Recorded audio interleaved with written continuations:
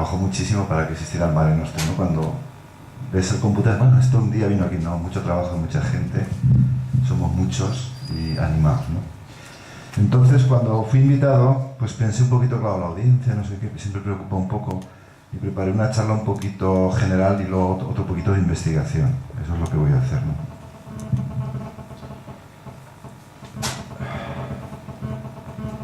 Si esto se mueve, ¿no? Porque en casa de herrero el cuchillo parla. Bueno, empezaré. Los supercomputadores son las máquinas más rápidas del mundo y se clasifican 2 veces al año, ¿eh? Se clasifican una vez en noviembre en Estados Unidos y otra vez en junio en Alemania. ¿Y cómo se les ordena? Pues se les hace que ejecuten un programa, que es el LIMPAC, que es resolver un sistema de ecuaciones, se hace la descomposición LU, se resuelven los sistemas triangulares y el que más chifle que hicieron en mi pueblo, pues esto, número 1, número 2, número 3. Si os fijáis en la columna de la derecha, ese es el número de procesadores, este es los 10 últimos de noviembre, la última lista, ¿no? La siguiente será en junio. En la columna de la derecha el número de procesadores, el más rápido tiene más de 200.000 y veis que más de 10.000 todos, ¿no? El año, veis que son máquinas nuevas, la tecnología aquí nos mata, hay que cambiar enseguida.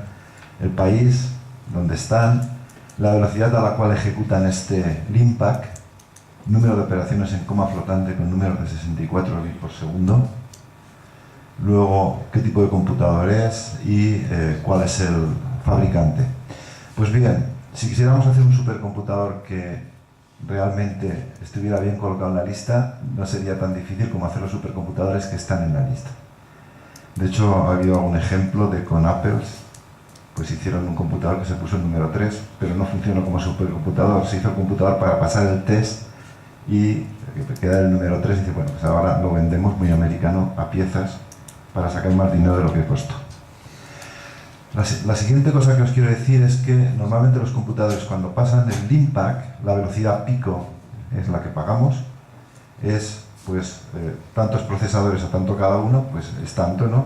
La velocidad a la cual pasan este test no suele ser inferior al 60%, depende del computador, es el 80, 85, 90% del pico. Sin embargo, cuando Javier ejecuta sus programas a mucha gente, la velocidad a la cual el procesador va es un 5% de la velocidad pico, ¿eh? 5, 6, 8%. Ese es el uso que hacemos de estos computadores cuando ejecutamos aplicaciones muy paralelas. Luego hay cantidad de trabajo que hacer para mejorar todo esto. Lo segundo que quería deciros también, porque sale en la prensa, normalmente por gente que no está, pues que no sabe mucho, ¿no? Oye, pero ¿para qué un computador? Si con yo mis PCs lo hago, no sé qué. Bueno, hay aplicaciones que necesitan mucha potencia de cálculo, pero eso no es todo. Sobre grandes estructuras de datos o sobre muchas estructuras de datos. El parámetro que es importante para las supercomputaciones y los algoritmos estos para dar el siguiente paso, ¿necesitan los procesadores intercambiarse información o no? Porque esa es uno de los problemas fundamentales. Porque si no se tienen que pasar, estamos en la computación compulsiva, la computación sencilla, tenéis a la izquierda el SETI, ahora los físicos, el Large Hadron Collider, computacionalmente sencillo lo que se va a hacer.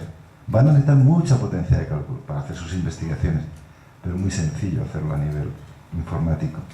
Google tiene instalaciones que seguramente no están preparadas para eso, pero podrían pasar seguramente el test LIMPAC a una velocidad muy grande. Tiene instalaciones con 300.000 procesadores, los servidores. Pero es computación sencilla también. Un poco menos compulsiva que lo del SETI que habéis oído hablar, pero fácil todavía.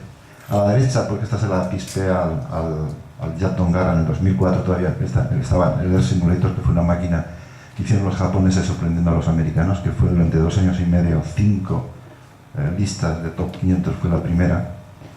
Pues ese sí que es un supercomputador, en el sentido que lo entendemos. Muchos procesadores, memoria, red de interconexión, que permite que se comuniquen información muy rápido. Y una cosa que no se habla, las entradas-salidas. En muchas aplicaciones, cómo sacamos y entramos datos desde los discos a la memoria central es un problema muy, muy grande. También siguiendo con cosas básicas, pues os diré que los supercomputadores todos, miráis la lista de top 500, se construyen con 2 cositas. Primero se define un nodo.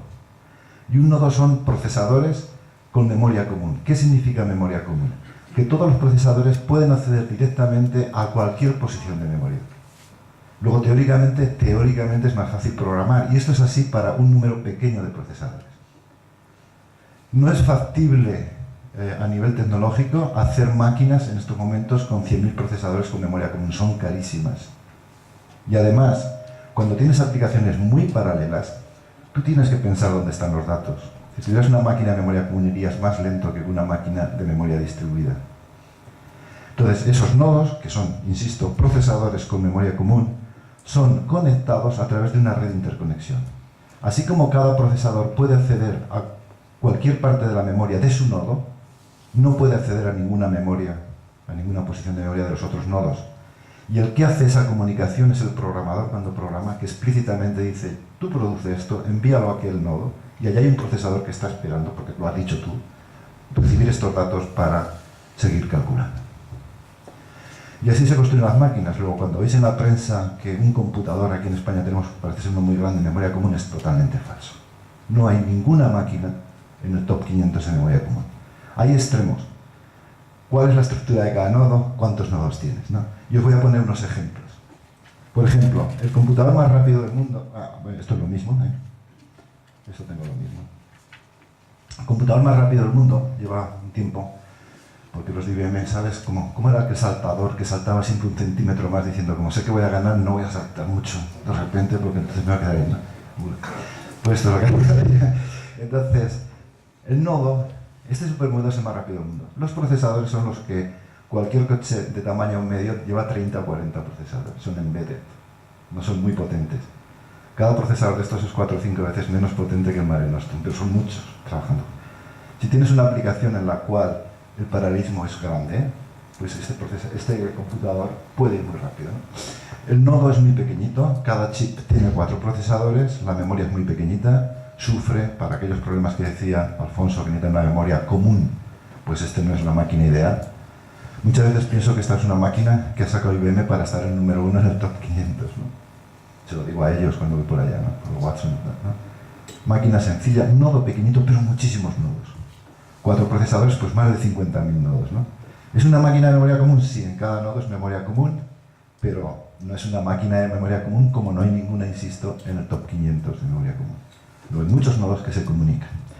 En otro extremo, hace años ya, cuando hubo aquel problema en el transbordador, que murieron desgraciadamente 7 astronautas, la NASA compró una máquina, tiene ya 3 o 4 años, que está en el otro extremo del diseño. Cada nodo tiene muchos procesadores, 512 procesadores, con medio a 1 terabyte, y es una máquina de memoria común. Cada nodo es una máquina de memoria común grande. Nosotros tenemos en el BSC también una que tiene 128 procesadores de Silicon Graphics y 1 terabyte. O sea, tú puedes hacer estas, pero luego al final, si lo que quieres es estar en el top, al límite de la ciencia, con programas que realmente necesiten computador, un supercomputador, tienes que conectar varios de esos nodos.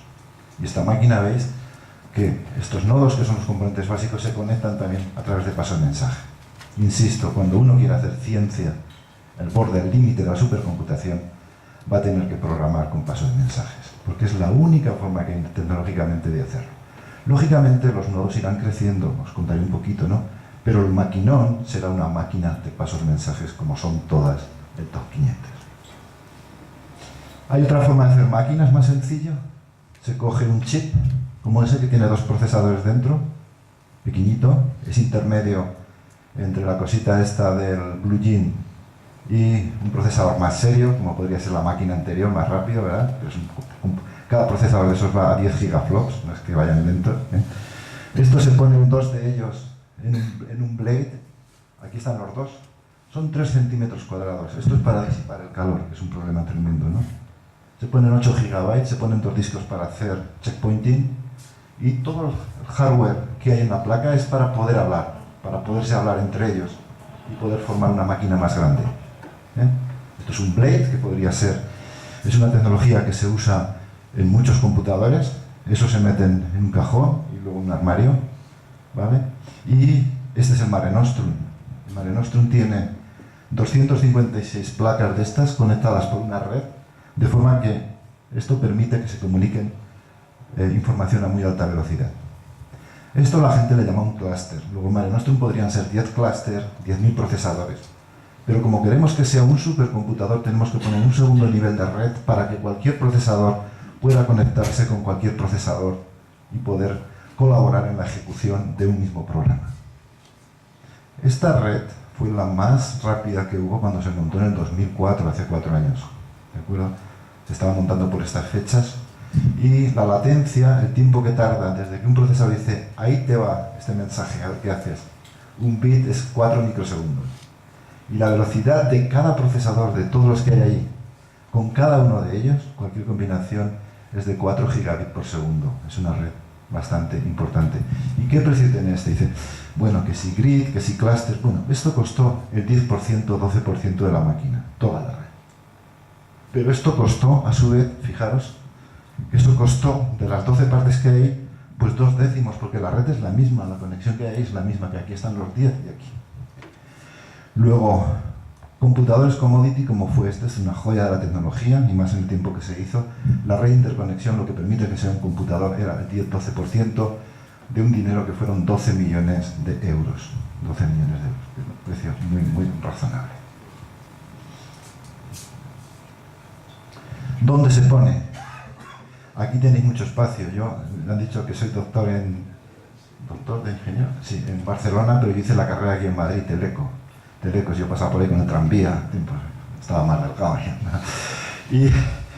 Y aquí hay mucho espacio, en Madrid sois ricos, tenéis mucho espacio, en la Universidad la Complutense y tal, ¿no? Sois ricos de espacio. Entonces, allí en Barcelona estamos en la diagonal, en un sitio muy caro, no hay espacio. Entonces había esta iglesia, está todavía, que se desacralizó cuando era el decano yo de la Facultad de Informática del año 84, vino el señor obispo con el aspirador para desacralizar aquello, luego la usamos para dar clases. Luego realmente cuando fuimos allá en el 2004 pues estaban todos sacos de cemento, todo sucio. Y aquí organicé yo, por ejemplo, congresos muy bonitos y de repente se convirtió en el sitio para albergar el computador, el Mare Nostrum se llama. Estos son cables, o sea, cada placa esa se conecta con las demás a través de estos cables. Los cables van de cada plate, van a la red de interconexión, ¿de acuerdo? Que es una central telefónica. Cuando me explicaban aquí centrales telefónicas, las ideas son las mismas. Solo que la tecnología permite que se haga todo mucho más rápido. Pero la idea es la misma, ¿no? Entonces, bueno, si visteis el sábado el programa de informe semanal, es impresionante. Han sacado en el Fortune, en el IEEE Spectrum, en muchos sitios. Dicen, es uno de los computadores más rápidos, pero sin duda es the most beautiful, es verdad, ¿no? Yo creo que si somos famosos es por la iglesia y no por lo que hacemos, pero bueno. Es una broma, ¿no? Entonces, este es el Mare Nostrum, el sitio donde está. Os convido a que vengáis, es un sitio que han pasado más de 10.000 personas, sobre todo colegios de críos, a ver si nos motivamos para que hagan ciencia. Y esto es una cosa, es una supercomputación basada en la fe, siempre es bueno.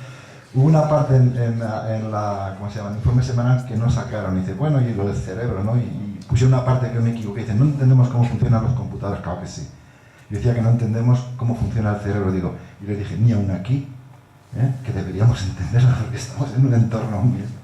Bueno, pues este 42 es un número mágico, era los teraflops que tenía el primer Mare Nostrum, porque hemos tenido dos, os contaré un poquito, ¿no? Por eso es ese 42, computación basada en la fe. Problemas de almacenamiento. ¿Sabes? Lo bueno de esta cosa es que los usuarios siempre piden más y más y más. Una vez, recuerdo que un secretario de Estado, que menos mal que ahora no está, del PSOE, de los primeros, me llamó porque decía, oye, ¿esto que habéis comprado? Pero ya habrá usuarios. Digo, habla con Javier, a ver. Yo te presentaré 2 o 3, a ver, lo llenarán. Bueno, y producen muchos datos, eso es fundamental, ¿eh? Y como decía Alfonso, pues el problema de lo que he oído, pues muchas veces, o Fernando, el problema son los datos que se almacenan ahí, pero ¿qué pasa? ¿Qué haces? Es como mis libros en mi despacho, yo sé que tengo por ahí artículos y tal, que no sé dónde están. Y luego tengo que hacer cosas y tal, ¿no? Entonces, pues decidimos hace tiempo, y entonces tenemos unas cintas que tienen 6 petabytes, o sea, cuando dicen 1,5 terabytes, eso no es nada, eso es un disquito pequeño. Lo que pasa es que producen muchos, son muy abusivos y tienen muchos de estos, ¿no? Pero en 6 petabytes, por ejemplo, fue el 1 por 1000 de toda la información, más o menos, que produjimos en el mundo en el año 2003. No sé cómo lo cuentan los de Berkeley, pero más conversaciones telefónicas. Claro, esto crece mucho más que la ley de Moore que ha salido aquí, porque solamente con las cámaras que tenemos, las copias, ¿no? el Mule, todas estas cosas, ¿no? Pues la cantidad que producimos es enorme. Aquí pusieron que el Hotel Arts, que bueno, aquí es un hotel muy, muy alto de Barcelona, pues todo esto, ¿no? Y tiene 8 brazos trabajando en 4 niveles. Entonces hay gente que se dedica a ver dónde pone los datos para que los brazos del robot hagan figuras, arte, ¿no? Hay gente que se dedica a hacer arte con los brazos del robot. En esta vida yo creo que hay gente para todo. Bueno, como digo, en el año 84, no voy a contaros mi rollo, empezamos en Barcelona, empezó mi grupo a trabajar con computadores paralelos, compramos 64 procesadores, a partir de ahí mucha gente, tal.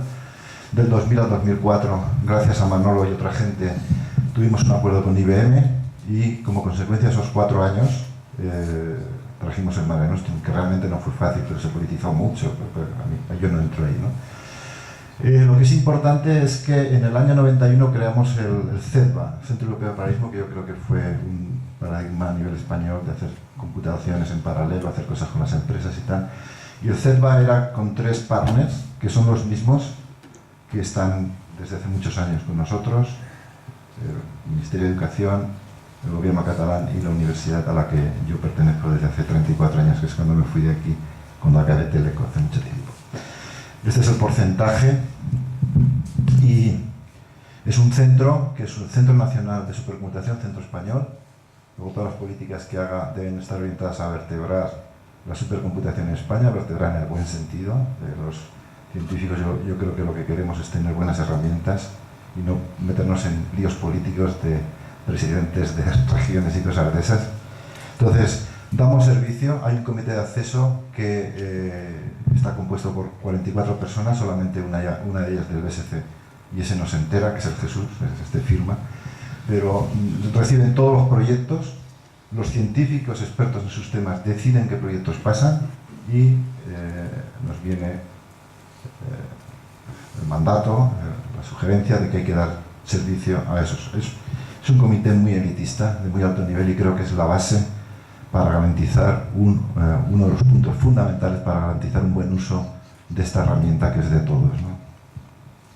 Y luego, se ha dicho aquí un poquito, ahora somos 150 investigadores en 4 campos: ciencias de los computadores, cómo se hacen computadores, cómo se programan en paralelo; ciencias de la ingeniería, o sea, la gente que sabe métodos numéricos, que conecta con la gente que tiene aplicaciones pero sabe cómo mapear eficientemente, cómo usar eficientemente el hardware y cómo programar; ciencias de la vida, son 45 ahí, con 40, eso cambia, pero con Modesto Orozco, que es compañero de Alfonso, y Roderick, mucha gente muy buena trabajando en bioinformática. Y luego tenemos ciencias de la tierra, con José María Baldassano, también tiene un grupo, el otro día me reuní con ellos, son 22 en estos momentos, luego intentamos hacer investigación ahí. Esto es lo que, fijaros, aquí quiero deciros esto, si cogemos los 500 y sumamos la velocidad, el impact de los 500, es cómo ha evolucionado la velocidad de la suma de los 500, la segunda línea es número 1, entonces veis aquí el Ver Simulator, que no se modificó y durante 5 años fue el más rápido, 5 semestres fue el más rápido, y el número 500, ¿no? Esto es muy fuerte, ¿no? En 7 años pasar de ser el número 1 al 500, ¿de acuerdo? Y luego otra cosa es que estos ordenadores que tenemos encima de la mesa, que son bastante potentes, aunque no los usamos nada, cuando me dicen, oye, el supercomputador, digo, es la máquina más eficiente en la Politécnica de Cataluña, en la de Madrid más, porque sois más gente. Hay una potencia de cálculo mucho mayor que el Mare Nostrum. ¿Qué se saca? ¿Un 2%? ¿Un 1%? ¿Cuánto usamos el computador? ¿A qué velocidad va? El mío ahora no está haciendo nada. No sé los vuestros, creo que no os tenéis ni enchufados, ¿no? Entonces, quiere decir que esto que ha evolucionado mucho, el computador que tuviéramos encima de la mesa de personal en el año 2005 podía haber sido el número 500 en el año 95. ¿De acuerdo? ¿Cómo han evolucionado? Esto no se va a dar más. Yo os adelanto una parte de lo que os diré, que la velocidad de los procesadores no va a avanzar más, prácticamente por problemas que tenemos. Lo que vamos a tener es muchos más. Y eso complica todo, porque tendremos que repensar las aplicaciones. Si hay grupos que usan los 10.000 procesadores, que hay pocos, pero los hay, de Mare Nostrum, no van a tener más 10.000 procesadores más potentes, van a tener 100.000, 1.000.000. Entonces, ¿cómo cambian los programas para utilizar al mismo tiempo esto depende de ellos. ¿Cuán eficientes serán sus programas? Un reto.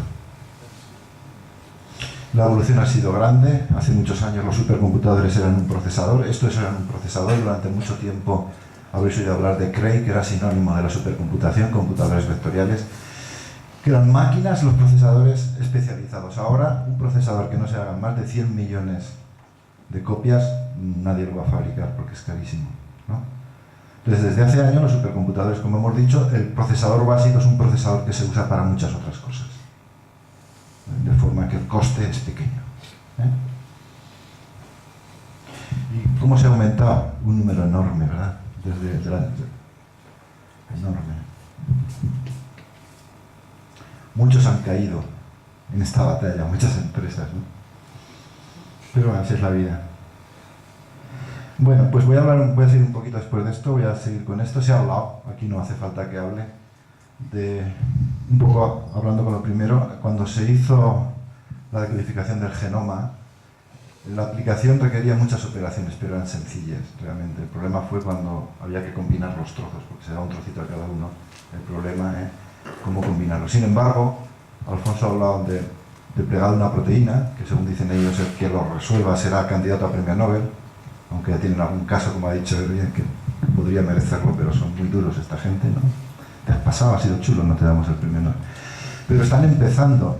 O sea, un plegado de una proteína que ellos no saben, porque el computador no va a hacer más que lo que le digamos, y ellos no saben el método, como ha dicho, para plegar la proteína, pero una proteína de tamaño medio, los métodos que ahora intentarían poner necesitan 10 elevado a 24 operaciones, eso es mucho, eso no se hace en un día. Este computador no lo hace en un día, ¿eh? Fijaros que este puede hacer, pues no sé cuántas, 10 elevado a 9 operaciones por segundo, por 3 por 10 elevado a 7 segundos en un año, 10 elevado a 16, 10 elevado a 24, quiere decir que necesita 10 elevado a 8 años. La memoria y tal, yo no me quedo para verlo. Es decir, y eso es el inicio, porque han hablado aquí, si seguimos esta línea que Alfonso lo explicaría muy bien, bueno, esta gente tiene el chollo para muchos años, porque va a necesitar mucha potencia de cálculo. Simulación de una célula, órganos vivos.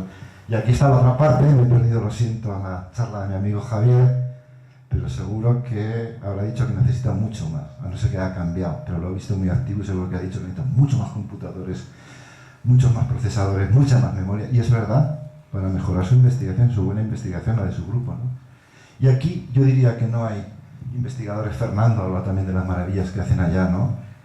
De cómo esto puede ser un telescopio, ¿no? Para ver cosas. Yo no me creo, por cierto, que lo que tenía una simulación cuando me lo creo, pero qué bonito, ¿no? Que más o menos simulando luego se obtiene la realidad, pues eso, chapó, ¿no? Esto es lo que hacen los que predicen el tiempo, como tienen historia de lo que ha pasado, dicen, bueno, y ahora si estuviéramos en el 3 de enero del 2002, tenemos los datos, ¿qué tiempo hubiera hecho el 5 de enero?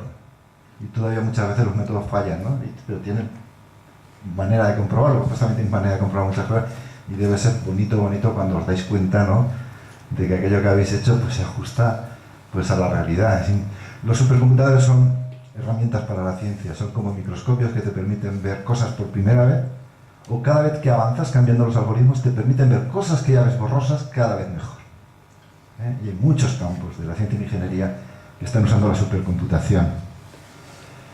Bien, he quitado unas transparencias, voy a hablar un poco del futuro. Se ha hablado de la ley de Moore. La ley de Moore no es más que un concepto tecnológico. Los físicos, no los informáticos, o mucho menos los telecos, como soy yo, los físicos han logrado reducir el tamaño del transistor desde que se hizo en el año 47, creo que es el transistor, 46, 49, no me acuerdo ahora, porque ya mi memoria me va fallando. Pues cada 18 meses el tamaño del transistor se ha hecho más o menos en promedio la mitad. Claro, cambiar así, 18 meses no es nada como la canción, pero, no sé, 10 veces 18 meses, ¿no? Que son 10 y ¿cuántos años son? ¿15 años? ¿O cuántos son? Por ahí más o menos. Es 2 elevado a 10 es 1024, ¿no? Y el doble es 2 elevado a 20, eso es 1.000.000. Pues claro, cuando lo ves en perspectiva, esta continua evolución, dicen que es una revolución. No ha habido ninguna revolución. Yo os tengo que decir que lo que hacemos en informática es muchísimo más fácil que todas las charlas que he visto antes. Ellos hacen realmente cosas más difíciles que nosotros. Los tecnólogos hacían eso. Nosotros, yo soy un arquitecto de computadores, sí que con esos ladrillos cada vez más pequeñitos, pues hemos hecho también más o menos lo mismo. Hemos cambiado transistores más pequeños, más rápidos, por procesadores más rápidos durante estos años. Y además, en el campo de la supercomputación hemos dicho, y cada generación pondremos más procesadores que trabajan juntos. Luego es una doble ley de Moore. La primera asociada a un procesador, la segunda al número de procesadores que puedes poner juntos, ¿verdad? Bueno, pues esto continuará. Los tecnólogos estamos aquí ahora, 45 nanos. Dicen más o menos que llegarán a 8 nanos, una cosa muy pequeñita. A partir de ahí aparecen fenómenos cuánticos, son difíciles, o sea, de fabricar, pero bueno, nunca ha habido algún límite. Lógicamente hay un límite, si no es 8 será al lado, un poquito antes o un poquito después, porque la física es la física, ¿verdad? Esa la hizo Dios y a Dios no se le toca, ¿no? Entonces, pues aún así, si eso es así, quiere decir que donde tenemos un transistor ahora, todavía pondremos entre 32 y 64 transistores. Todavía los chips que tienen ahora 2.000 millones de transistores en 6 centímetros cuadrados, el montecito de Intel, que es de los más 6 centímetros cuadrados, 5,89 centímetros cuadrados, 1,7 billones de ellos, 1.700 millones de transistores. Pues se multiplicará por 64 el número de transistores. ¿Y qué ha pasado? Por problemas que no voy a explicaros, pero que voy a nombrar, es cada vez que un procesador se hace más rápido, la memoria que no ha avanzado a esa velocidad está más lejos. ¿De qué sirve hacer un procesador que coma mucho si la comida no le viene? Va a estar parado. Segundo, en muchas aplicaciones, no en las numéricas, porque las numéricas son bastante fácil de predecir los saltos, porque ellos usan bucles muy grandes, entonces esto está chupado. Llega abajo, vete para arriba, atrás y se equivocan al final, pero claro, si el bucle tiene 200.000 iteraciones, se equivocan una cada 200.000. Y hasta lo pueden predecir si el contador, el control es un incrementador y comparador, ¿no? Pero bueno, tampoco va de una, ¿no? Esos problemas ha hecho el memory wall, el problema de la memoria, que hacer los procesadores más rápidos el reloj no significa, en principio, que vayan más rápidos, ni mucho menos el doble. Y segundo, claro, tenemos muchos transistores, conmutan muy rápido, a una velocidad muy grande, necesitan energía, esa energía produce calor, y hay que sacarle el calorcito al niño porque si no se quema. Y a Intel se le quemaron 2 generaciones de Pentiums, y pasó entonces de decir, soy el más rápido porque tengo la frecuencia de reloj más rápida, decir, ya, eso no es importante en los procesadores, ¿no? Bueno, no sé si es importante, ¿no? Entonces, debido a esto, lo que ha pasado, como sabéis, es que al principio todos los transistores era para hacer este procesador más rápido. Cuando ya no podemos hacer el procesador más rápido, hemos tirado la toalla. 2, 4, 8, 16, 32, ¿cuántos habrá? 100, 200, no lo sabemos, en 4 centímetros cuadrados. Al final de la ley de Moore, que insisto, es un concepto, no es ninguna ley, acertó la tercera el pavo, o sea, que no acertó la primera, tampoco es importante. Ha sido una ley psicológica. Las empresas sabían que si en 18 meses no tenían, la otra la tendrían, ¿no? No es una ley de la naturaleza, concepto tecnológico. Pues cuando lleguemos al final, pues tendremos unos cuantos procesadores en un chip. Y entonces la cosa se complica, y se complica enormemente. Esto ya lo predijeron Don Quijote y Sancho Panza hace 400 años. Dentro de 400 años la gente se volverá loca para hacer computadores. Y realmente es así. Cómo hacer procesadores, cómo programarlos, algoritmos, los usuarios. Fijaos que aquí habéis visto muchas formas de hacer algoritmos, muchos problemas, ¿no?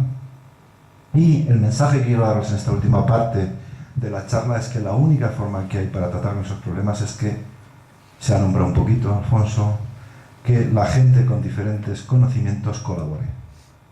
Yo no entiendo, es muy difícil, en general puede haber casos particulares como Javier, que el grupo se ha desarrollado sus programas y están bien y cosas de estas, pero no es lo normal, porque tienen que saber del problema a resolver, porque hay que pedirles que sepan cómo implementar todo eso eficientemente. Es muy complicado. Yo no entiendo que la gente ahora, fijaros, porque tal como os he dicho, los supercomputadores van a tener millones de procesadores, entonces, ¿cómo programamos eso? ¿Cómo lo usamos? Ojo, que habrá muchas aplicaciones, las que no escalen ya han llegado al final. Podrán replicar, podrán ejecutar muchas instanciaciones en paralelo con la máquina, al mismo tiempo, pero no en paralelo. ¿Veis? Hay muchos programas en el Mare Nostrum que son 64, 128 procesadores. Pero a lo mejor el grupo que está usando el Mare Nostrum tiene 8 grupos de estos porque le ha tocado la lotería y tiene 8 de 64. Tiene el mismo programa ejecutándose cada uno de ellos en 64 procesadores, pero 8 al mismo tiempo, ¿no? Aplicaciones y algoritmos tienen que ir muy... ¿Cómo se programan? Fundamental, que la gente dice, bueno, será en PI, con OpenMP. OpenMP es el modelo de programación para memoria común, combinaciones como las hay. ¿Cómo se va a hacer Por ejemplo, el balanceo de la carga. Os avisaré, aunque el programador lo ha hecho bien, resulta que luego cuando se ejecuta se desbalancea aquello y aquello no va muy paralelo y es una de las fuentes de que vayamos al 5%, depende de la aplicación y no vayamos al 90%. Todo el tema de la red de interconexión. ¿Qué procesadores vamos a diseñar? ¿En base a qué? El power. ¿Vamos a tener problemas de potencia o no? ¿Vamos a gastar mucho de luz, de electricidad? Mare Nostrum, 1,1 millón de euros por año. Más o menos es megavatio, millón de euros por año. Y esto tiene malas pintas de arreglarse. Los megavatios entramos serán más y el precio de cada uno de ellos más, ¿no? Entonces aquí es lo que digo, hay oportunidades tremendas y en esa línea, dentro de esta vertebración, nosotros paso a paso estamos intentando que a través del Centro Nacional de Supercomputación se trabaje. Es muy difícil que gente, ingenieros, gente de algoritmos, gente de programadores, gente de arquitectos de computadores, pero bueno, no imposible y hay centros por ahí que lo están haciendo. Entonces, os voy a hablar un poquito del hardware. El hardware, fijaros, esta máquina que hay ahí se llama Anton y cada procesador es un ASIC, es decir, es un hardware específico. Esta máquina solamente sabe hacer dinámica molecular. Y cada procesador va entre 100 y 1000 veces más rápido que cada procesador de Mare Nostrum, porque es una máquina específica para eso. Pero no le preguntes nada más. Entonces, una tendencia que habrá en el futuro serán máquinas muy específicas para una serie de aplicaciones. ¿De acuerdo? Otra cosa que va en el procesador es multicore homogéneos. Es decir, en un chip va a haber varios procesadores, pero todos ellos iguales. Eso es lo mejor. Eso es lo que menos complica luego la programación y todo. Pero es lo menos eficiente. Va a haber aceleradores gráficos, os hablaré un poquito. Se hacen supercomputadores basados en aceleradores gráficos. Se hacen supercomputadores, se van a hacer, aunque va un poco más retrasado, en FPGA, en arrays programables. Tú tienes ladrillos ahí y dinámicamente dices la casa que haces. Y luego la tiras sin que te cueste nada y haces otra casa, porque la otra parte del algoritmo necesita otro tipo de casa. Necesita menos habitaciones, pero un comedor más grande, ¿no? Esto lo podemos hacerlo en hardware. O hay aceleradores específicos como el CED, el procesador que va en la PlayStation 3, ¿no? Este será el hardware que nos encontraremos. Y de nuevo, muchos procesadores. Muchísimos. Por ejemplo, este procesador que fue anunciado por Intel, 80 procesadores. Fijaros que hay una cosa, esta segunda oblea es donde están los procesadores, los 80, la de abajo es la memoria. Hay un problema, como os decía, el memory wall. Entonces, si ponemos más gente a comer, todavía más problemas de la nevera. Y entonces hay tecnologías que se van a hacer otros chips y en 3 dimensiones vamos a enchufarles a los procesadores cerquita a la memoria ahí. Y todo este cacharro de aquí es para quitar el calorcillo, ¿no? Pues bueno, la primera vez, quiero deciros que ya estamos cerca de los chips, prácticamente están ahí, de 1 teraflop por chip. 4 centímetros cuadrados, 1 teraflop. ¿Vale? La primera vez que una máquina cruzó esa barrera fue en el año, hace unos años, 91, que fue una máquina con 10.000 procesadores Pentium, para que veáis cómo ha evolucionado la tecnología ahí. Y ocupaba 200 metros cuadrados. Ahora va a sacar Intel un procesador que se llama Larrabee, que se ha diseñado en parte en Barcelona, en nuestro grupo, en el grupo del departamento que se fue cuando creamos Intel en Barcelona. Pues bueno, va a ser una máquina tremenda. Van a sacarla dentro de muy poquito. Este es un chip que se llama Barcelona, ¿no? Que es de AMD, tiene 4 octerones. Entonces, basado en este chip, resulta que hay una máquina que yo visité en Austin hace un mes y medio, que tiene 504 teraflop. Esta por 2 días no llegó a pasar el test del IMPA, que hubiera sido la máquina más rápida en noviembre, pero saben que no serán en junio, porque IBM y alguno más les pasará ya el petaflop. En junio en el top 500 habrá máquinas del petaflop, pero fijaros que tiene 15.700 chips, y en cada chip 4 procesadores. 4, es un Barcelona, y tiene 120, disfrutaría el Javier, Alfonso, Fernando, toda esta gente usuaria de la supercomputación depredadora de hardware, ¿no? 120 terabytes de memoria principal. Mare Nostrum tiene 20 terabytes. 120 terabytes de memoria principal. Ahí tiene las características, es feísima, nunca nos ganará. Entonces, cuando decíamos procesadores homogéneos, esta es la placa que teníamos en el Mare Nostrum primero. ¿Qué hicimos? Cambiamos las placas, pusimos esta. La diferencia es que esta en cada chip tiene 2 procesadores. El Mare Nostrum original del 2004 tenía 1. Cambiamos las placas la cosa en 2 días funcionó, cambia todo el software, como los procesadores son los mismos, tenemos el doble y pusimos alguna placa más para llegar al límite de la capacidad de la red de interconexión. Lo que no podemos es crecer más de 2560 conexiones. Si en cada blade hay 40 procesadores, pues tenemos 2560 por 40 procesadores, pero no tenemos, recordad, nodos. Nuestro nodo es una máquina de memoria común con 4 procesadores 8 GB y tenemos 2560 nodos de esos, es una cosa intermedia entre las dos que os he mostrado. Entonces, esta es la nueva placa, no entraré en detalles porque está pensado para una clase de arquitectura de computadores, viendo las caches, los buses, qué significa esto. Y esto es lo que hizo que Mare Nostrum, que fue en noviembre de 2004, número 4, 5, 8, 1 de Europa, 11, 3, ahora estamos 13, cambiamos aquí, en noviembre del 2006, con el Mare Nostrum este que tenemos de casi 100 teraflops y tal. Y somos 13 y tercero en Europa. Si os fijáis, en la primera tabla del top 500 había una máquina que es la segunda en Jülich y hay otra en Suecia. ¿De acuerdo? Ha aparecido una en la India y todo el resto son yankees, las 7. Esto, ¿no? Entonces, ¿qué hicimos? Pues se creó la Red Española de Supercomputación, que realmente pues me voy muy contento de lo que he oído aquí, porque además sé que es verdad. Nosotros pensamos que la Red Española de Supercomputación debería ser instrumento para vertebrar la supercomputación en España, aunque os puedo decir que hay ceporrones que decimos en mi tierra, que soy mañón, que no lo entienden. Seguramente por política, es la forma más sencilla de hacerlo, más eficiente, más económica, de manera coordinada. Entonces pusimos, todas esas cosas las pusimos, pues ahí, ¿no? Pusimos la mitad en Madrid, aquí en Madrid, y luego pues una décima parte. Entonces se ha hecho una red que tenéis aquí, que insisto, es el mejor instrumento que hay, se debe aprovechar. Pero ¿qué pasa? ¿Por qué en España no hay ciencia? Porque hay mucha envidia. La envidia es incompatible con la ciencia, creo yo. Entonces, bueno, pues a ver qué pasa, ¿no? Bien, procesadores homogéneos, eso es un camino a seguir. Laravel, cualquiera que tenga 8, 16, 32, 64 que se ponen y el software sin cambiarlo funciona el primer día, luego puedes optimizarlo. Hay gente que está usando los aceleradores gráficos. Los aceleradores gráficos son máquinas que tienen ya medio teraflop en 32 bits, pero sobre todo, si os fijáis, tienen un ancho banda tremendo. La capacidad que tienen estos procesadores, estos chips, de respirar, de tomar datos de la despensa es muy grande, y eso es básico. Pero luego tienen dentro 128 procesadores muy elementales, que para cosas muy regulares el paradigma que tiene cada procesador.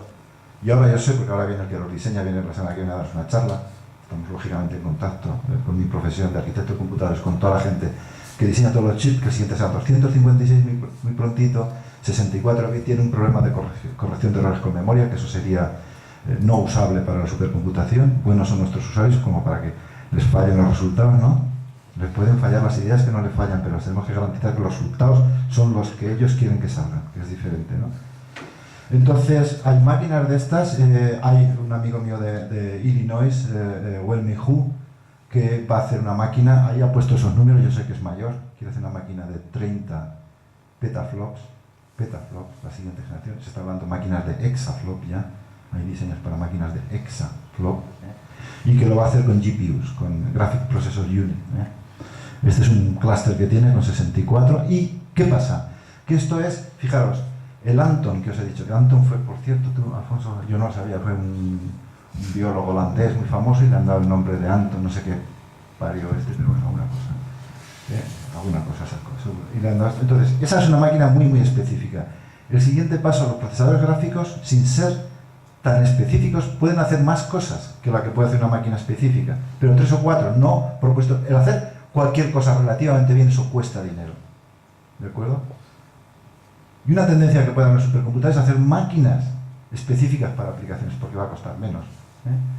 Pues aquí tenemos esta máquina de las GPUs, FPGA, no os voy a entrar hay tochos, ladrillos, donde ya tenemos implementados varios procesadores y el resto podemos dinámicamente por software reconfigurarlo y adaptarse a lo que nuestros algoritmos piden. ¿De acuerdo?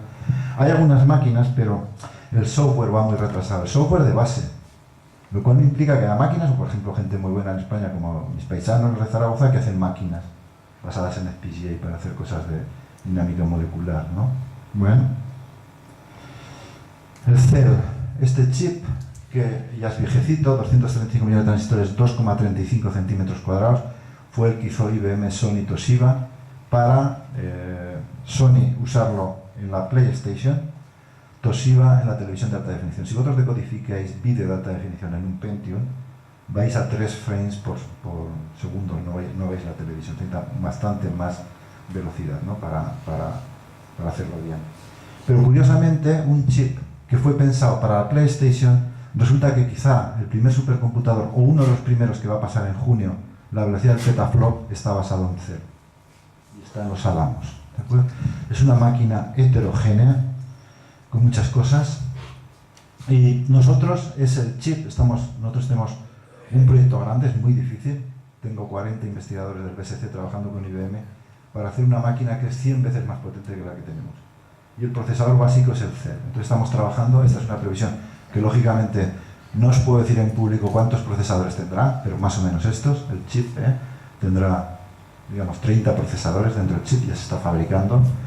Y lo que nuestro trabajo es, en función de las aplicaciones de Javier, de Alfonso, de Fernando, los otros, qué necesidades tienen en promedio, porque claro, hacer una máquina para dinámica de fluidos es muy diferente que hacer una máquina para dinámica molecular, me imagino, ¿no? Entonces, bueno, intentamos que sea de propósito general y es difícil, y llegaremos a una velocidad por chip más del teraflop, ¿de acuerdo? Estamos trabajando con Peter Hosty, que fue el que diseñó esto, que es un chico holandés de IBM. Y esta es la máquina de los Álamos, tiene octerones, 7000 dual core, no tiene el Barcelona, tiene el antiguo para que veáis, que da 50 teraflops, pero tiene 13.000 chips de CEL y en total va a dar 1,4 petaflop de pico. Pero si pensáis que como mínimo darán un 70% del performance para el impact, es una candidata a pasar en junio que viene la velocidad del petaflop. Bien, la red de interconexión, muy importante. Muchas veces el que va más rápido es el que mejor comunica cosas, porque hacer cálculos es fácil. Hacer unidades aritméticas es muy sencillo, pero el problema, ¿qué hace? No, está parada porque no hay una instrucción, porque los datos no han llegado. Vaya cachondeo, ¿no? Tenemos aquí esta gente, sí, parada, ¿no? Entonces es muy importante, muchas redes entre nodos, ya sabemos que un supercomputador nodos, red de interconexión dentro del Blade y dentro del chip, porque cada vez hay más procesadores y la red es importante. Hay mucho trabajo para hacer. Si de hecho miramos los 10 procesadores primeros, hay pues 6 que tienen torus, cada nodo se comunica con 6, la nuestra cada uno se comunica con todos. Son las dos filosofías extremas para hacer redes, nadie sabe cuál es la mejor. Muchas veces es un problema de diseño. Muchas veces los universitarios hacemos ideas, y creo que hay que hacerlas, sobre el papel, que luego se ríen los que hacen máquinas reales, pero esto no se puede implementar. Qué bonito sería si pudiera funcionar, pero no puede funcionar. ¿De acuerdo? Nosotros hemos hecho evaluaciones que no pasaré, que no describiré. Lo importante es que la red de interconexión es una parte muy importante del diseño. Entonces, en esta máquina que estamos diseñando con IBM, la red de interconexión estamos con Zurich, que son expertos en redes de interconexiones, y estamos haciendo evaluaciones de cómo afecta la latencia y el ancho de banda de la red de interconexión en la ejecución de algoritmos, ¿no? Es muy importante. Tenemos que reducir la latencia porque eso cuesta pasta. Tenemos que aumentar el bandwidth, eso cuesta un pastón. Oye, mira, aunque Javier esté un poco cabreado porque es de los que necesita una red potente, pues bueno, diremos, oye, ya te daremos alguna hora más, pero no te cabrees, porque si te hacemos una red para ti, la máquina va a valer más la red que los procesadores. Entonces es un compromiso siempre. Estamos investigando, no entré por ahí, con el objetivo de... La idea es automáticamente el hardware, es una idea muy bonita que hemos empezado en Barcelona a nivel mundial, de solapar comunicaciones con cálculo dinámicamente, que el usuario no se entere. Porque muchas veces lo que hacen la gente de aplicaciones es que van produciendo datos y de repente dicen, bueno, vamos a transponer esta matriz, y la red se pone roja.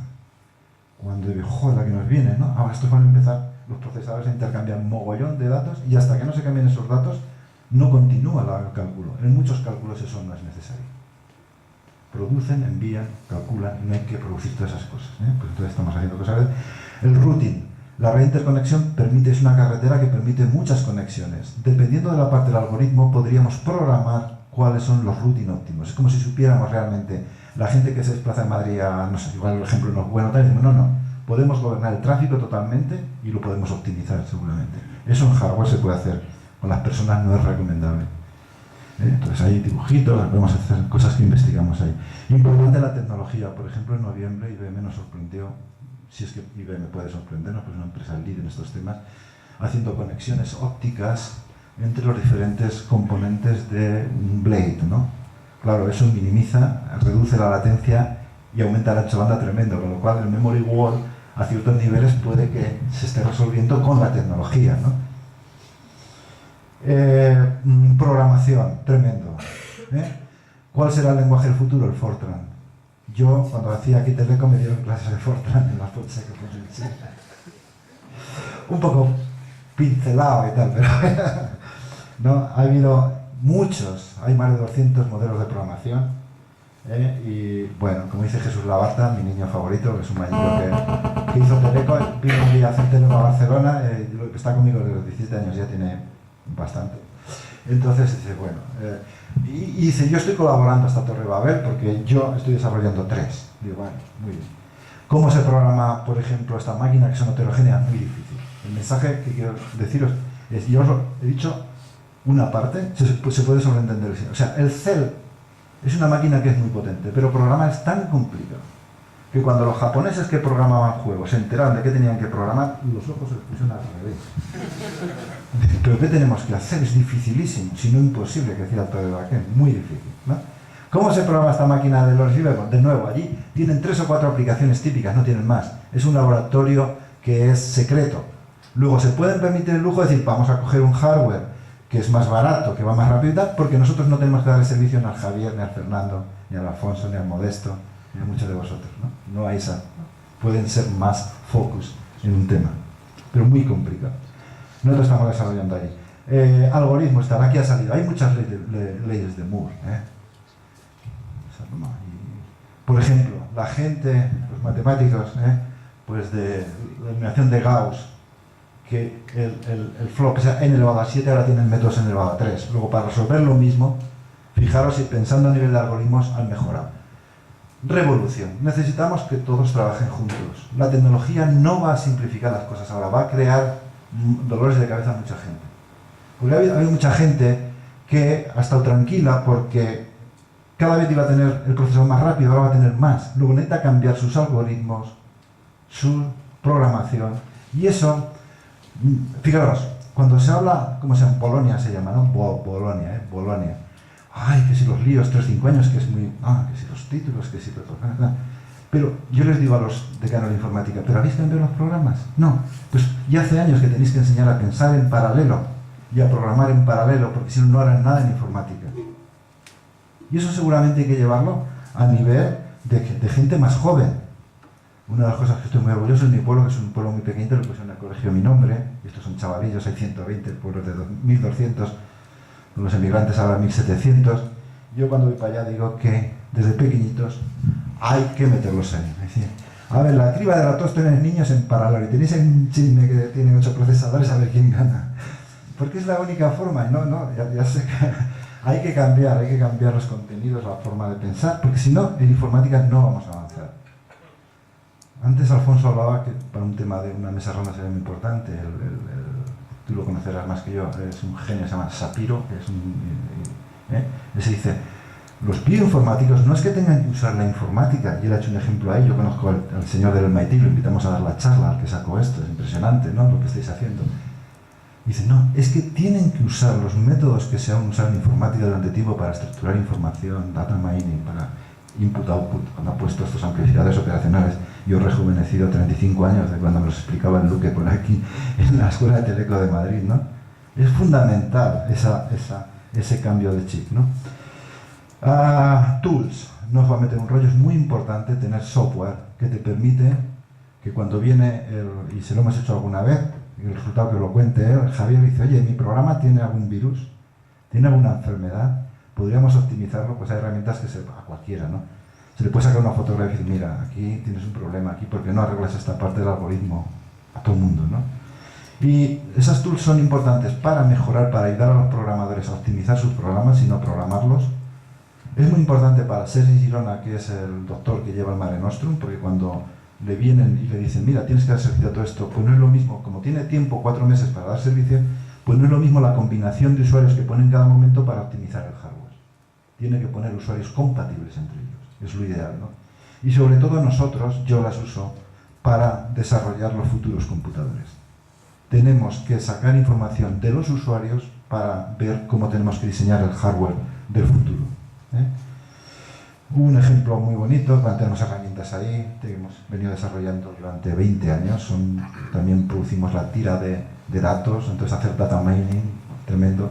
Y son herramientas que tenemos desde la aplicación de un usuario hasta el diseño del hardware, diseño de red de interconexión, modelos de programación, todo esto.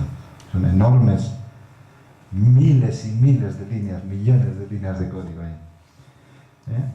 El balanceo, fundamental. El burro es... En mi pueblo había muchos, ahora todavía quedamos muchos, pero bueno, de animales había muchos. Entonces, pues resulta claro, de nada sirve hacer un procesador muy rápido si la memoria no está balanceada. El mensaje es que en los programas paralelos, claro, nosotros tenemos que dividir pues un programa, digamos, en 10.000 partes.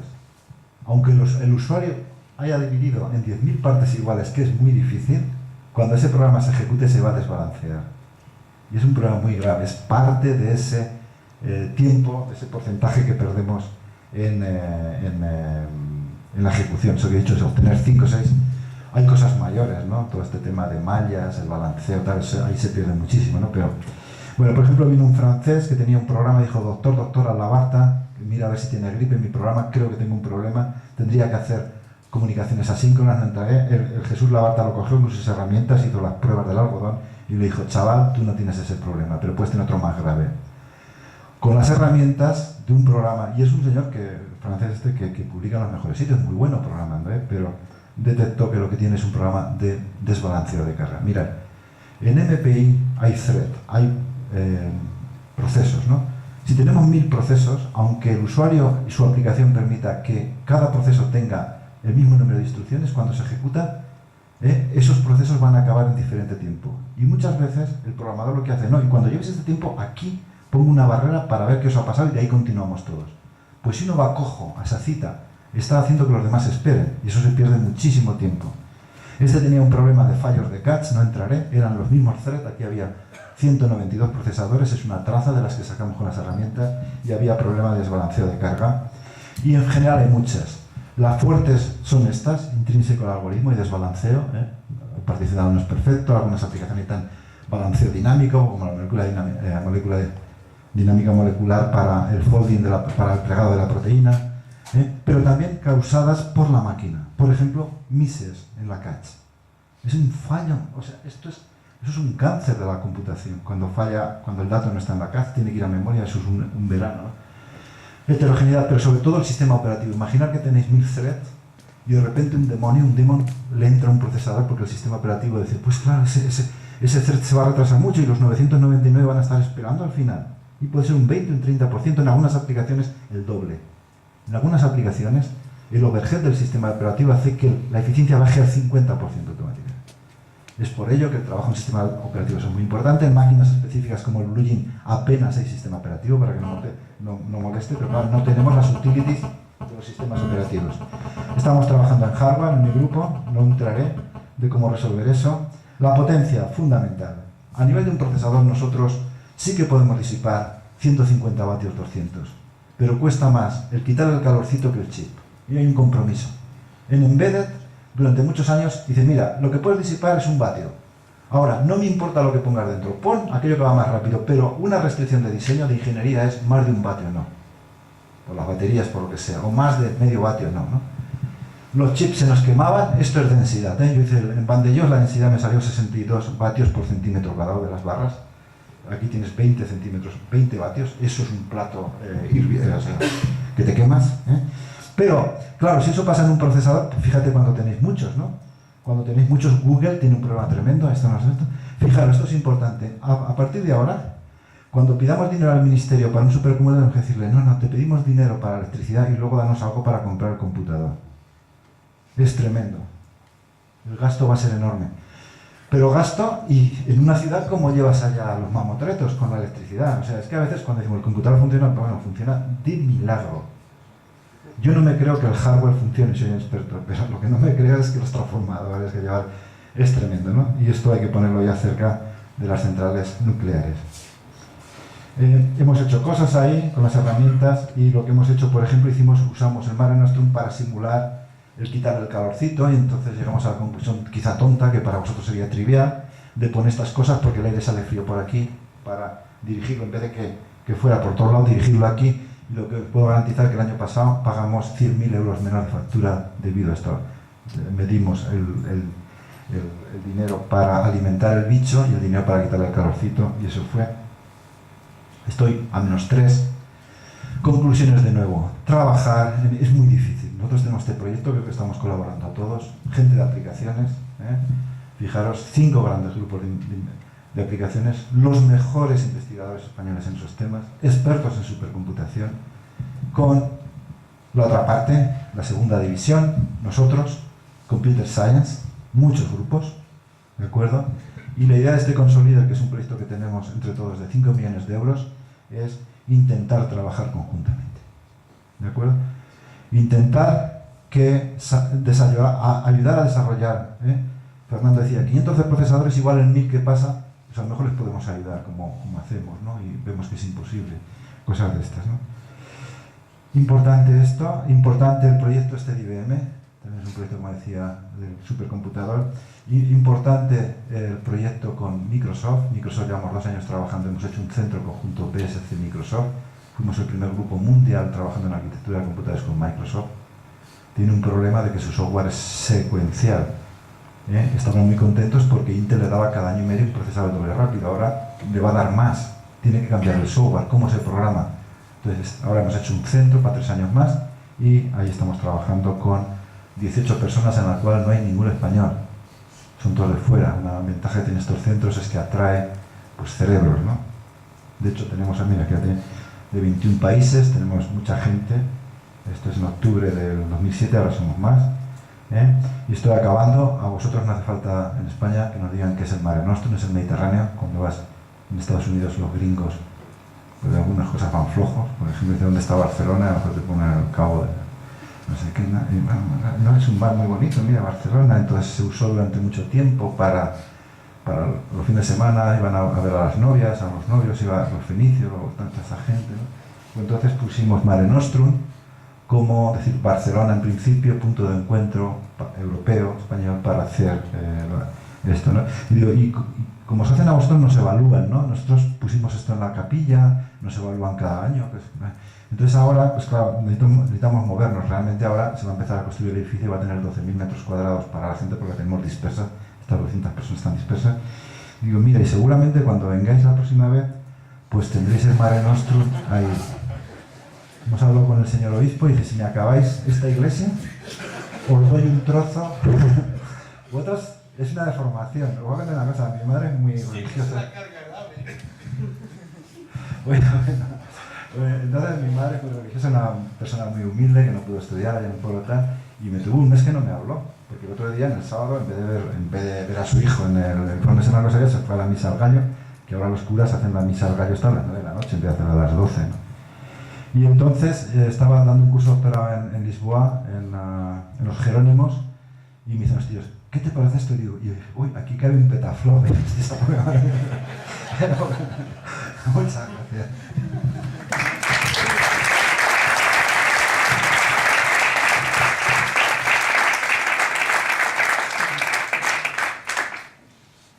Preguntas.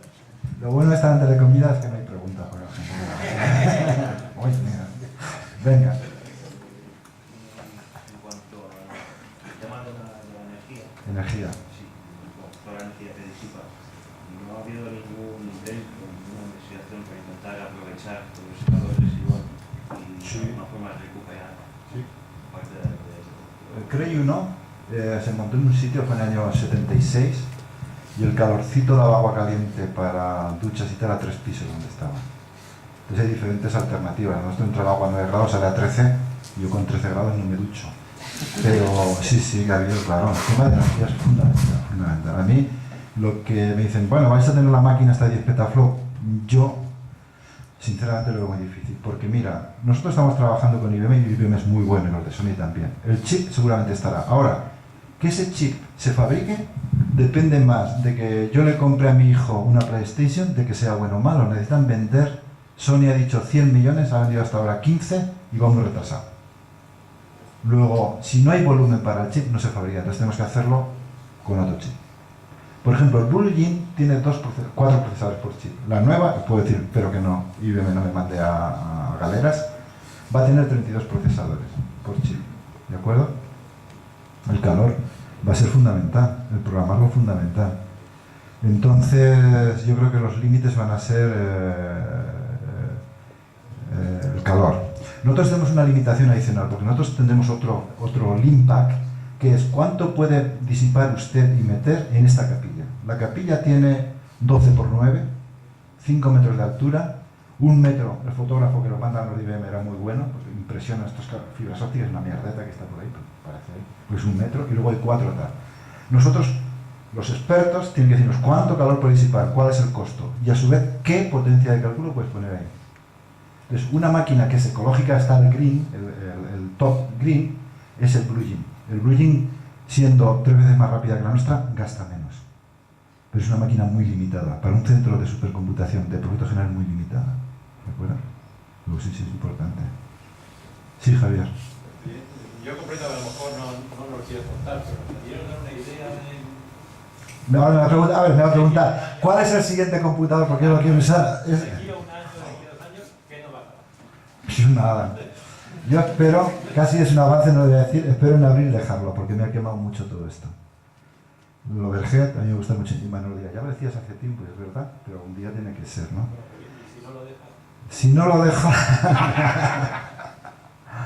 Digamos que ahora la capilla podría tener un computador, te va a contestar. Y voy a contestar porque además yo me temía tu pregunta, pero digo, la mejor de eso es... No, nosotros podríamos poner aquí en la capilla una máquina que tuviera ahora 400 teraflops. Pero tiene que ser basado en cells, que ya tenemos. El primer cell tenía 10 gigaflops de los tuyos, 64 bits y tal. Y tenía 300 y pico en 32 bits. Ahora el nuevo, el de los Álamos, tiene 100 gigaflops, el chica. En un chip. Ahora, para poner esa máquina tendría que haber un compromiso de gente como tú, que sé que lo tengo, y gente de empresas y tal, para garantizar que esa máquina se iba a usar ya. Porque como es difícil de programar, imaginar que no se usa, ¿no? Los listos estos, ¿no? Lógicamente, vamos a cambiar lo antes posible, porque además vamos a potenciar la red, vamos a aumentar los nodos de potencia, porque una cosa buena que tiene esto de la ley de Moore ahora, de esto de que no aumenta la velocidad del procesador, cada procesador que tiene el Margerit es mejor que cada uno de los que tenemos nosotros. La gente que nadie piense, nos dejan lo que nos sirve. No, no. Cuando se cambia, lo que se da es mejor que lo que se queda. Porque el procesador es más rápido. ¿Entiendes? Antes no pasaba. O sea, en tus tiempos, en los míos, tenemos la misma edad, resulta, los de Manolo no veas, tenemos la misma edad, pues resulta que a 18 meses tenía el doble. Dices, en 4 años tienes procesadores que son 6 veces más rápidos. Si te dan un procesador de hace 4 años que resulta que tienes ahora otros que van 6 veces más rápidos, no vas, ¿no? Pero ahora no. Y eso es una gran ventaja. Hemos llegado en un momento oportuno en un país como España, de envidiosos y de poco dinero para la ciencia, de poder hacer. Entonces, no sé si contestaba. Si hubiera un compromiso serio, y lo vamos a lograr, estamos trabajando, de usuarios, que dijéramos 4 o 5 grandes usuarios. Repsol es uno de ellos. Hemos desarrollado el software para buscar petróleo en el Golfo de México, que además ha sido uno de los 5 proyectos seleccionados por el IEQ como mejores en el mundo de tecnología de información. El CEL lo usa a tope. Entonces,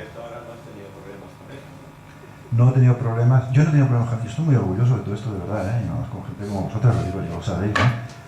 Pero no podemos dar un paso en falso, ¿sabes? O sea, hay gente que está mirando. Un centro de investigación siempre hemos buscado cosas de más de investigación, pero claro, es diferente usuarios de la supercomputación a usuarios que quieran colaborar en el desarrollo de la supercomputación y al mismo tiempo ser usuarios. Eso es lo difícil. ¿Por qué no pones un armario de CEL? Lo tendréis dentro de mes y medio. Dentro de mes y medio tendréis 2 racks del CEL, pero muy bueno. O sea, ¿Y no lo dejarás usar?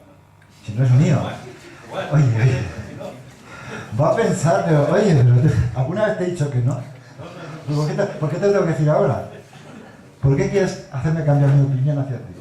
No me la cambiarás. Más preguntas. Ya ves que somos 2 aquí que estamos dispuestos a... Sí, menudos 2. ¡Qué peligro! Bueno, pero así avanza la ciencia. Si tuviéramos en España podríamos ser lo mejor. Mira, ahora se han hecho un centro. Es que te descojonas un poco hablando mal, ¿eh? Berkeley, el famoso David Patterson. que tengo que decir aquí en público que fue candidato conmigo al Get More y lo gané yo, mira, me lo dieron a mí, es un tío muy famoso. Ahora hacen un centro para hacer esto porque dicen que tienen que trabajar. Han descubierto que gente de aplicaciones, pero si aquí a otro nivel ya lo llevamos, solamente en mi grupo, y ahora con el BSC+, y ahora con el proyecto Consolider+, lo vamos a hacer. Si realmente montamos un núcleo fuerte, que decimos, oye, vamos a desarrollar nuevos algoritmos, nuevos programas para esos, vamos a ser muy famosos, porque tú vas a publicar no donde publicas que vas a seguir, y muy bien, sino en otro tipo de cosas. Ese es el problema, que a nadie se le puede pedir que se mueva donde está, porque, oye, estar en un sitio, sabemos que cuesta muchísimo, ¿no? Ser experto en un tema de investigación y de repente dices, no, deja un poquito bien para acá. Y luego tienes el sistema que luego, ¿en qué área de conocimiento te evalúa? Porque no es ni chicha ni limonada. ¿Es complicado ese? El CER, ha habido gente que ha muerto en el intento intentando programarlo, Manolo. Yo lo siento porque tú eres un hombre IBM, pero nos han dejado un regalo envenenado. Pero Mateo, pasar de vectorial a paralelo fue un trauma. ¿Qué va? ¿Paralelo vectorial o paralelo del otro? ¿Paralelos o paralelo? Vectorial a paralelo. A Cray paralelo. Había compiladores que vectorizaban y paralizaban automáticamente. No, pero yo digo de verdad. Esto, un trauma. O sea, pasar a MPI fue un trauma. Es un trauma. Pues ahora tienes que pasar a un modelo de programación donde, porque claro, este procesador lo que tiene es que no hay jerarquía de caches, tienes que hacerlo todo transferencias explícitas. Y eso es muy duro. Tienes que gobernar la cache explícitamente. Los programadores han estado muy contentos porque el hardware, los mejores de informática somos los que hacemos hardware, porque tenemos que garantizar que funciona. Nos echen lo que nos echen en software, que a veces... Aparte, si me dices de Fortran... No, fíjate, hay una transparencia, tenemos poco tiempo, pero hay una transparencia, esta de aquí,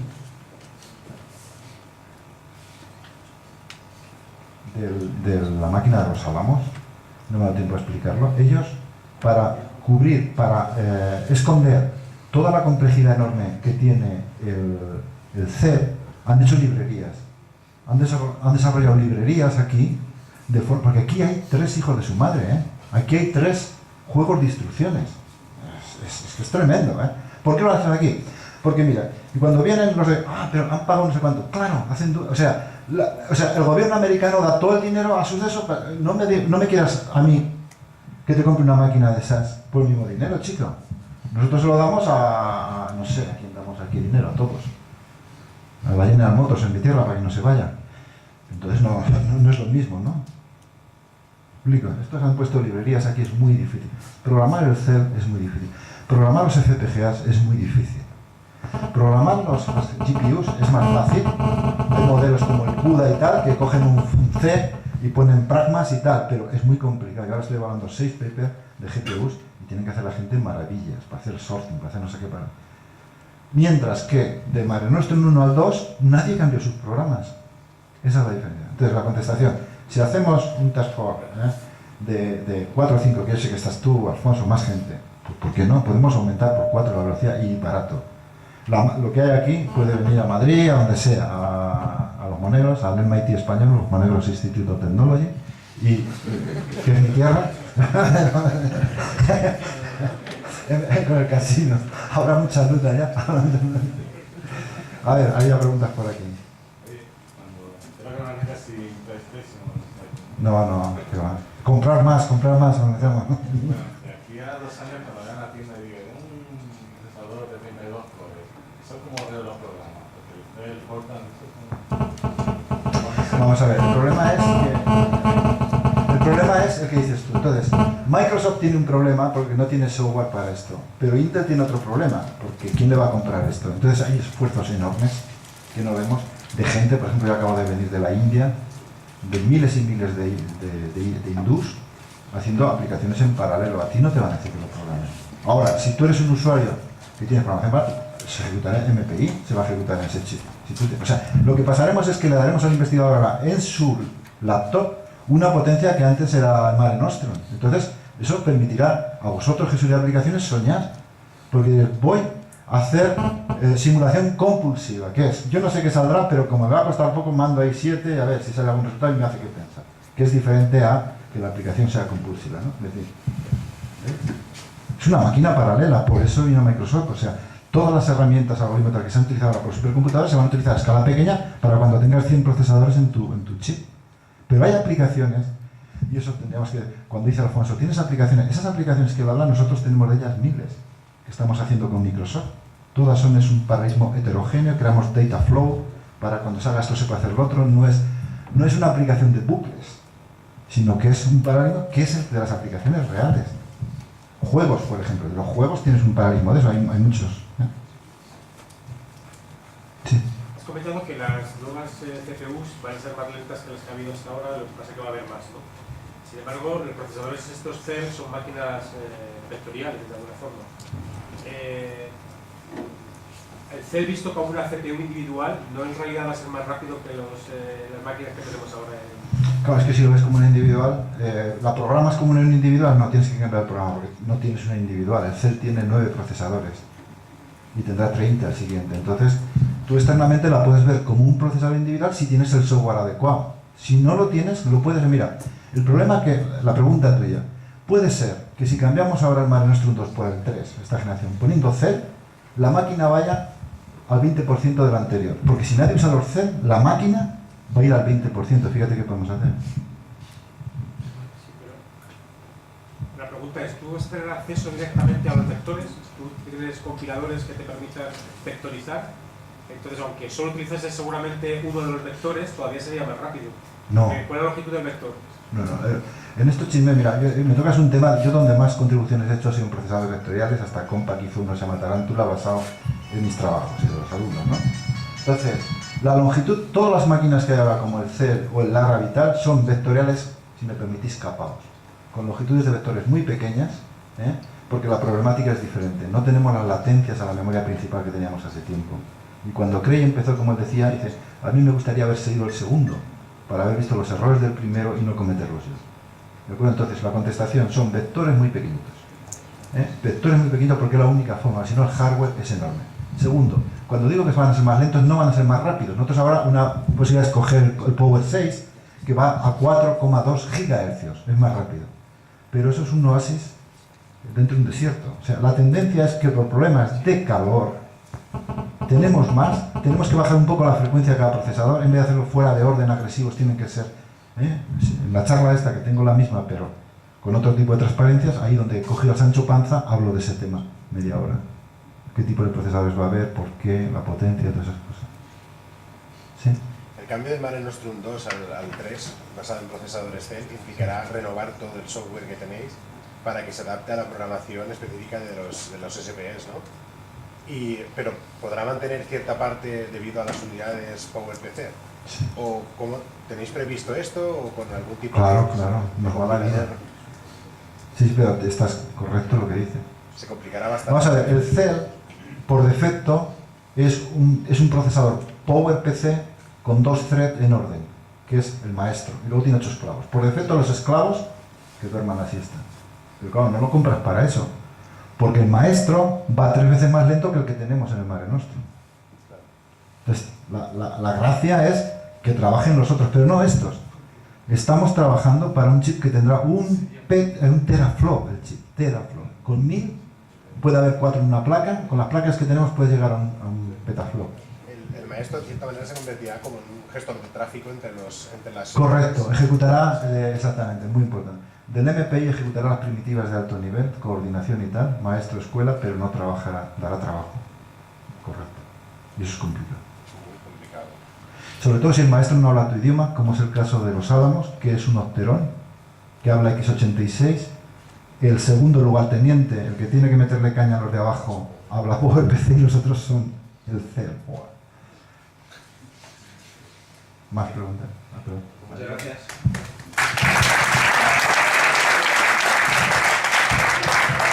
Bueno, pues ahora podemos disfrutar de una comida en la primera planta del edificio principal, gracias a nuestros patrocinadores, a Supermicro y a Nuevo Technologies, que además nos ofrece la oportunidad de visitar las máquinas que han diseñado con nosotros aquí en la escuela. Muchas gracias. Nos vemos alrededor de las 3.